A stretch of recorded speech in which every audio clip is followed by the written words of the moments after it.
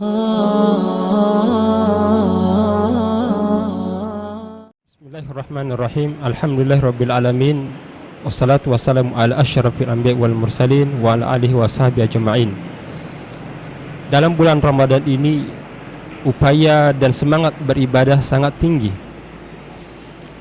Karena Nabi sallallahu alaihi wasallam pernah memang menyatakan dalam sabdanya bahwa malam bulan Ramadan dan juga siang-siangnya penuh dengan kebajikan.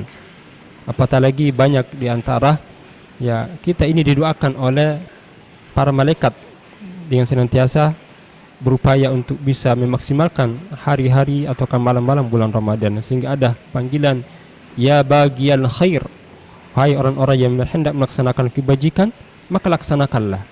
Tapi sisi lain, ketika kita hendak melaksanakan keburukan, itu ada saja halangan-halangan yang menghentikan untuk melakukannya, dan itulah berkah bulan Ramadan. Tapi tidak sedikit di antara kaum muslimin untuk memberikan semangat dalam pelaksanaan ibadah ini, berstandarkan terhadap dalil-dalil yang tidak bisa dipertanggungjawabkan dalam upaya memperkuat azam beribadah dalam bulan Ramadan dan menambah semangat. Memang alhamdulillah sudah cukup banyak hadis-hadis dari Nabi SAW yang memberikan motivasi kita untuk beribadah. Di antara hadis itu adalah tentang salat malam. Diriwayatkan Imam Bukhari dan Muslim, man qama ramadanan imanan wa ihtisaban ghufira lahu ma taqaddama min dhanbi. Siapa yang melakukan ibadah malam pada bulan Ramadan, maka terampuni dosanya yang lalu. Sedangkan hadis juga demikian dalam kaitannya dengan puasa. Man shoma ramadanan imanan wa ihtisaban ghufira lahu ma taqaddama min dhanbi. Siapa yang berpuasa dengan dasar iman dan mendapatkan pahala dari Allah, terhapus dosa-dosanya. Tapi ini masalah dosa-dosa kecil, yang sedangkan dosa besar harus bertobat kepada Allah. Tapi di antara hadis yang kita dapati upaya untuk memperkuat azam dan menguatkan motivasi kita, walaupun ini sebenarnya tidak bisa dijadikan sebagai dalil, adalah apalagi sekarang dalam hal menyambut bulan Ramadan dengan gembira. Kita dapati misalnya yang pertama, man fariha bidukhuli Ramadan haramallahu jasaru ala niran. Siapa yang bergembira dengan datangnya bulan Ramadan, maka Allah akan mengharamkan jasadnya dari api neraka. Ini kalau kita telusuri, kita tidak dapati asal muasalnya, artinya tidak memiliki dasar pun, sehingga dapat dinyatakan hadis yang bermasalah. Di antara hadis yang bermasalah yang sering digunakan juga adalah di dalam pelaksanaan doa untuk menyambut bulan Ramadan itu. Ketika kita sandarkan kepada Nabi SAW bahwa Nabi biasanya berdoa dengan menyatakan Allahumma barikna fi Rajab wa Sya'ban wa balikna Ramadan, yang dimana di situ ada doa bahwa ya Allah berkahilah kami di bulan Rajab dan Sya'ban, dan berikanlah kesempatan dapat bertemu dengan bulan Ramadan. Ini kalau disandarkan kepada Nabi SAW itu adalah tidak benar, karena di dalam perawinya terdapat perawi yang bermasalah. Akan tetapi kalaupun kita mau berdoa tanpa menyandarkan kepada Nabi, itu boleh saja, dengan harapan ya Allah berikanlah kami kesempatan bertemu dengan Ramadan.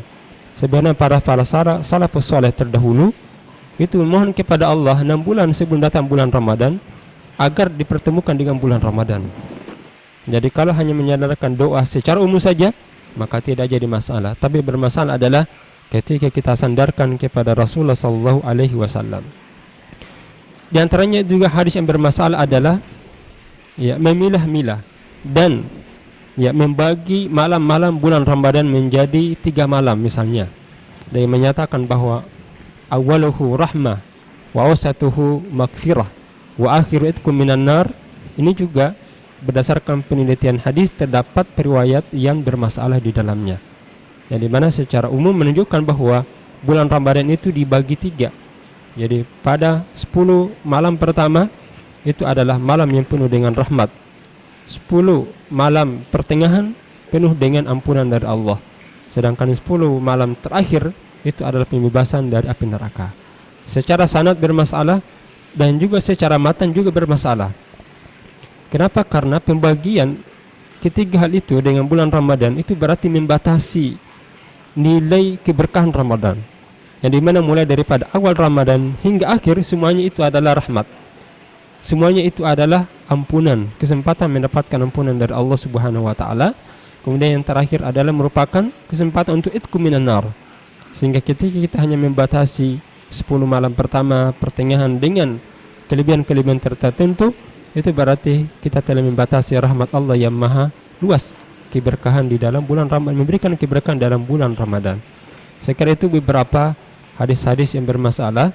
Ya, sebenarnya dalam hal fadail a'mal boleh saja ya kita lakukan, tetapi kita ingat dengan dasar kalau hadis itu periwayatannya ataukah kualitas sanadnya tidak terlalu lemah, kemudian ada penunjang dengan jalur yang lain, dan ada penunjang juga dari ayat-ayat Al-Quran, maka boleh saja dilaksanakan.